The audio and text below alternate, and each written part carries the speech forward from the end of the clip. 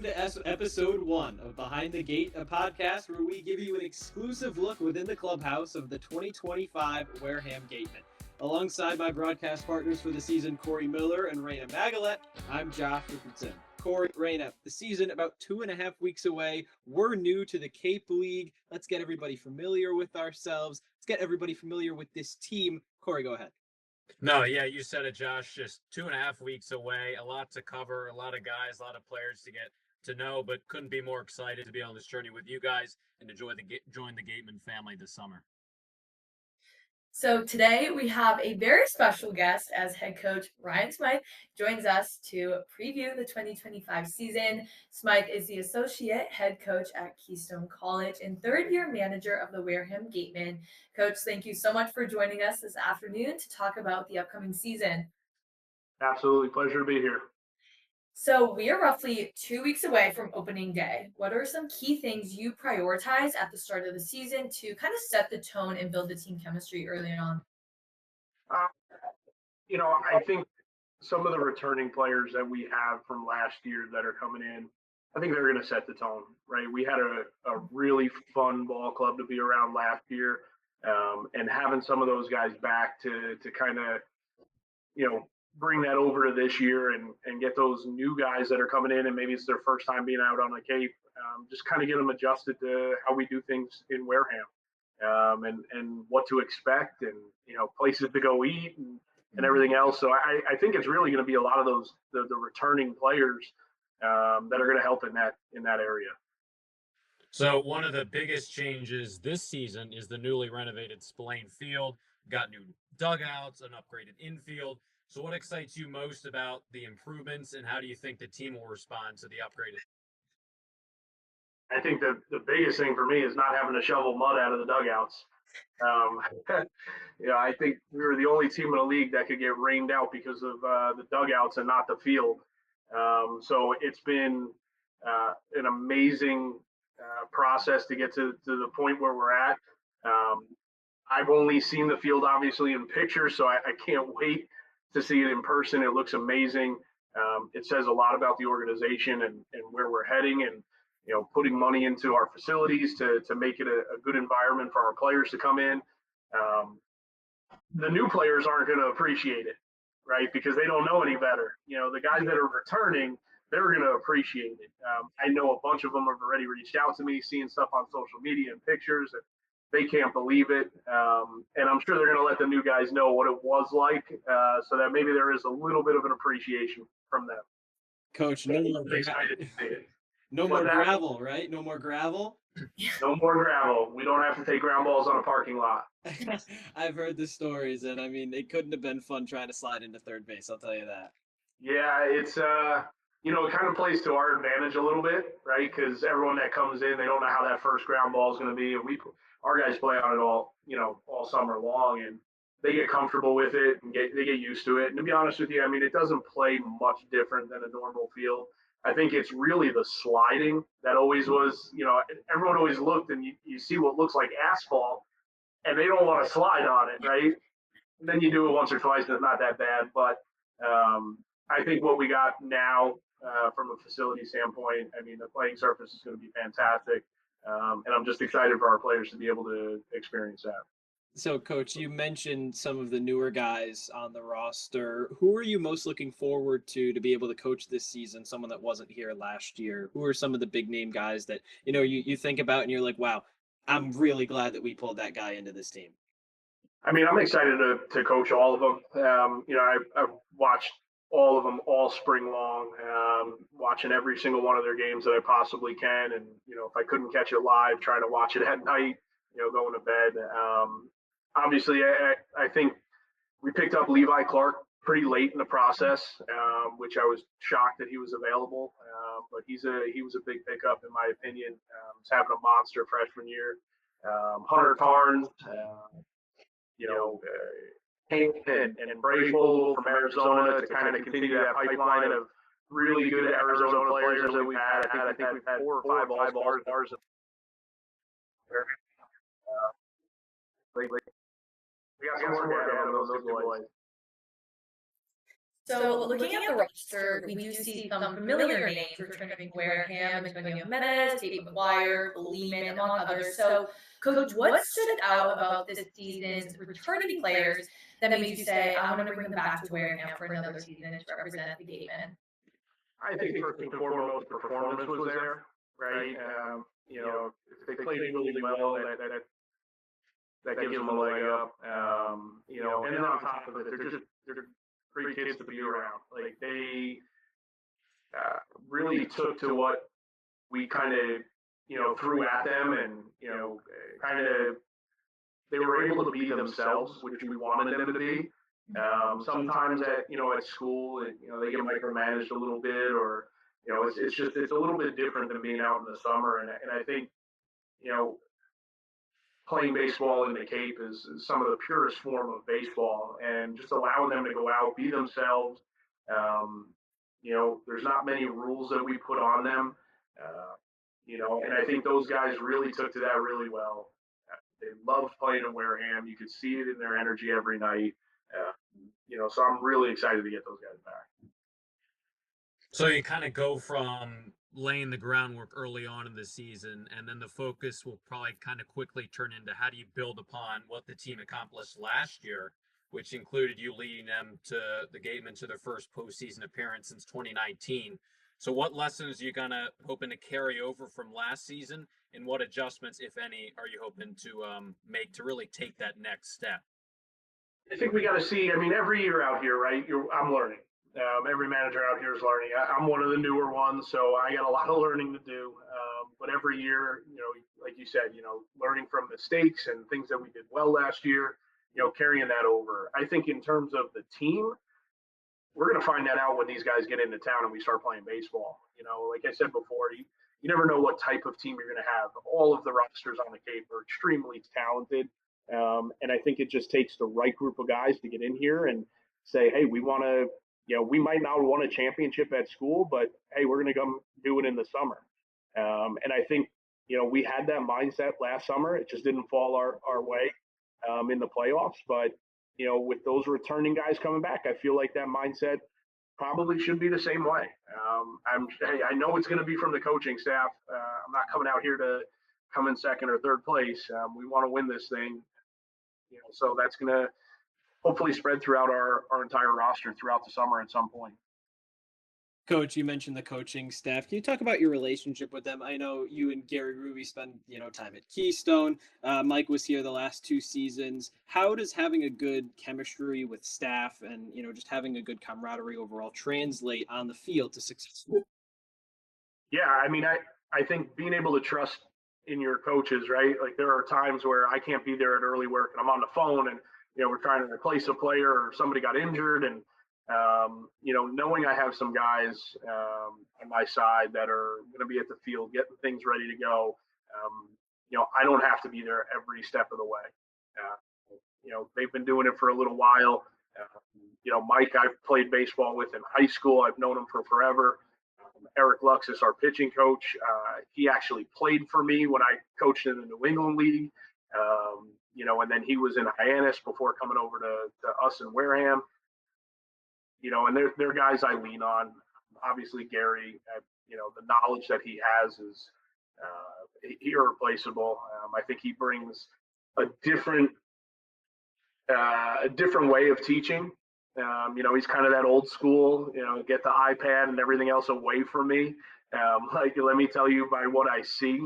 And I think that's really cool for our players too, because they don't necessarily always get that at school. And Gary's just one of those old school guys, and I love having him around. But yeah, they're just the guys that I can trust and guys that I can lean on, and advice, and we bounce things off of each other, for lineups, for what are we doing from the pitching rotation.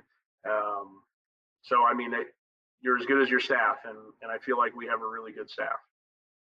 So, talking about the coaching staff, how do you, as head coach, keep your players motivated to continue working hard through the summer with them coming off of a demanding, on average, 56 regular game season, on top of a handful of them coming fresh out of regionals?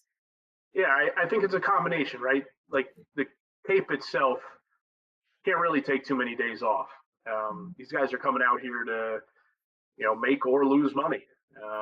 It's kind of they're trying to raise their stock as much as they can. They're playing against the best of the best.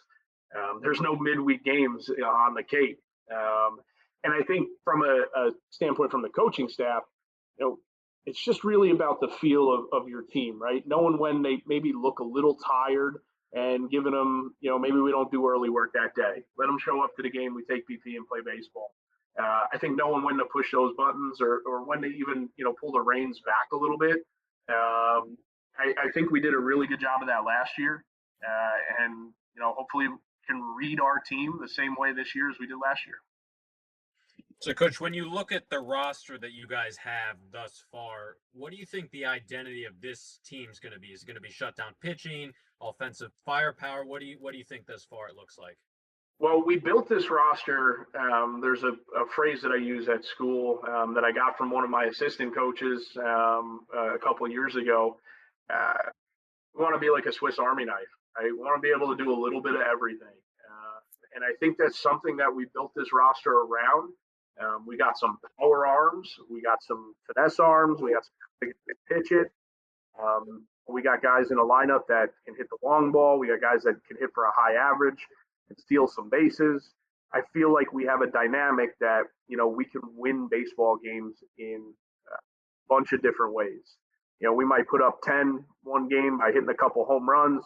We could steal a bunch of bags, put up a couple runs, or we might have to win a game, 1-0, 2-0, and have a really good pitching performance.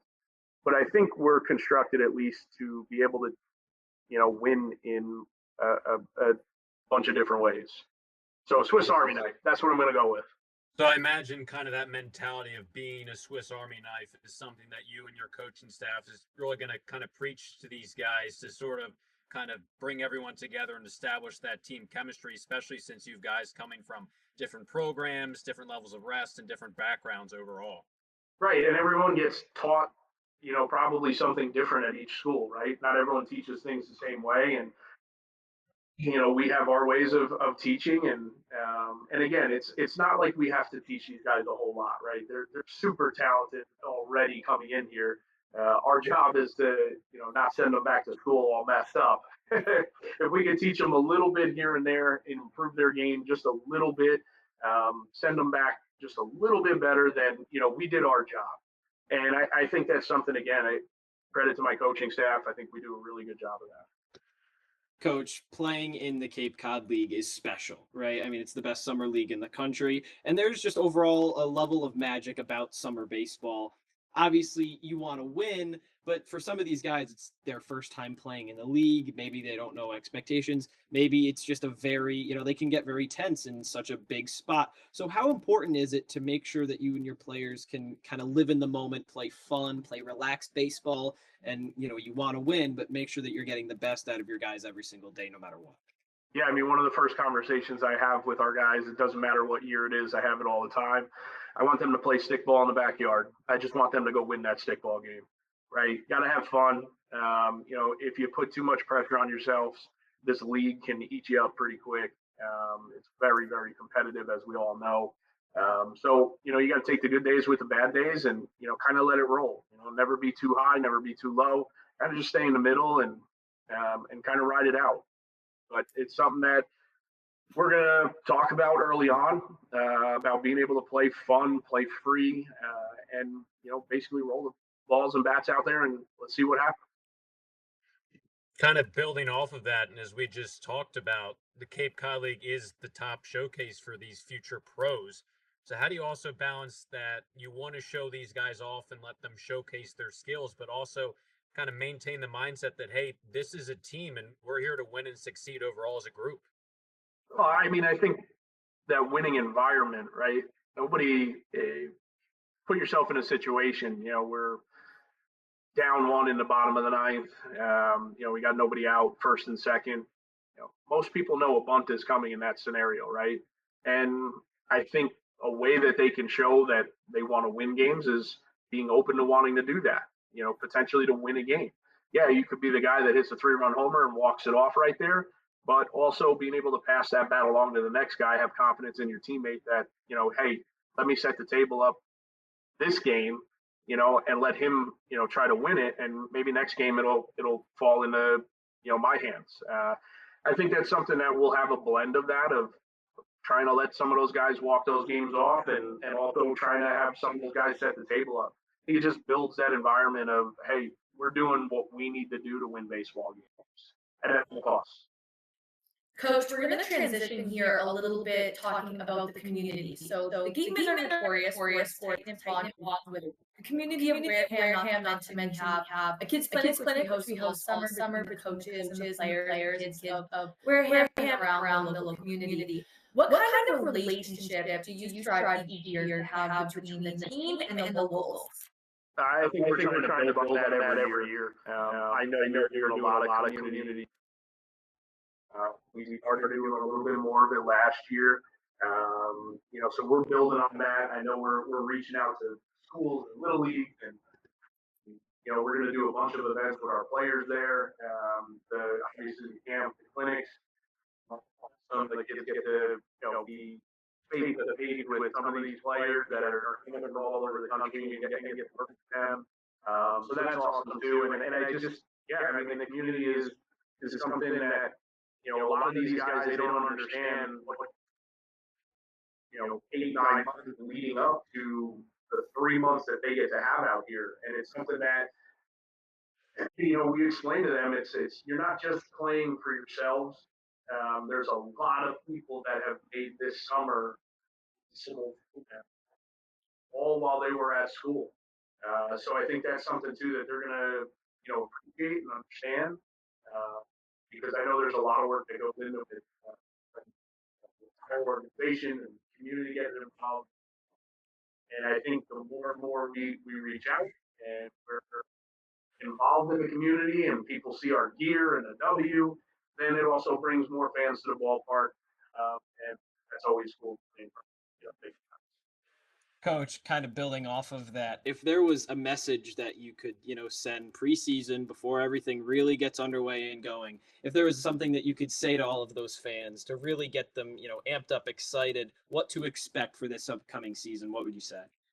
I think our players are going to play hard every day. They're going to be able to come in and see an exciting baseball game, hopefully day in and day out. We are going to be engaged with our fans. I tell our guys all the time, there's never enough time in the day for you not to be able to sign an autograph for a kid, right? Unless you're the starting pitcher, you're getting ready to go. You got to do what you got to do. I get it. But there's probably a handful of other pitchers that are surrounding our starter to be able to sign those autographs. I think that's something our guys did really well with last year. They really engaged with the fan base, always went out of their way to talk with kids that came up to them. And they got to understand, these kids that are coming to these games, they think these guys are big leaguers, right? And although they may be down the road, they're not yet, but they still give off that vibe that they're big leaguers. And I want them to understand how important it is to, be able to engage with our fans.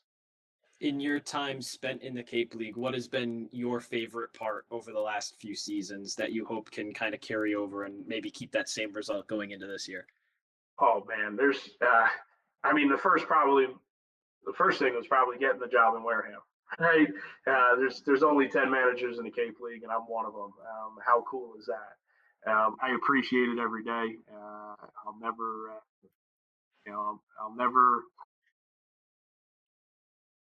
I don't know. It's a special job to have, right? But I do think that some of the cooler moments I've had, William Parker last year, who came in late into the year. He was a player from Army. He hit a pretty big home run for us. I think it might have tied the game up or it might have put us ahead. And he's rounding the bases, and as he's crossing the plate, our entire dugout is saluting him. And that's how they, when he was walking into the dugout, he's being saluted. And it just, you saw, the moment for him was awesome. And for him to just come back to the dugout kind of smiling, I thought that was such a cool moment, that all our guys kind of just embraced, hey, he's not an SEC guy or an ACC guy, but they understand what he does or what he's going to do for a living. Right? And I thought it was a really cool moment. Murph Gray hitting the go-ahead shot. that almost hit the press box on the bleachers in left center. That was an awesome moment. I have that picture behind my wall somewhere. There's so many that I could go on and on and on for this entire thing here.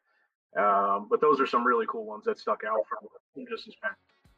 Those are the things that make the Cape Cod League so special. This season for Wareham starts Saturday, June 14th at home against Hyannis at 6 p.m. Coach, that's all the time we have with you today. Thank you so much for joining us, and we're really excited for the start of this season. Counting down the days. Excited to meet you guys in person. That'll be the end of episode 1 of Behind the Gate. For Rayna Maggelet and Cory Miller, I'm Josh Richardson. Thank you so much for listening, and go Gate.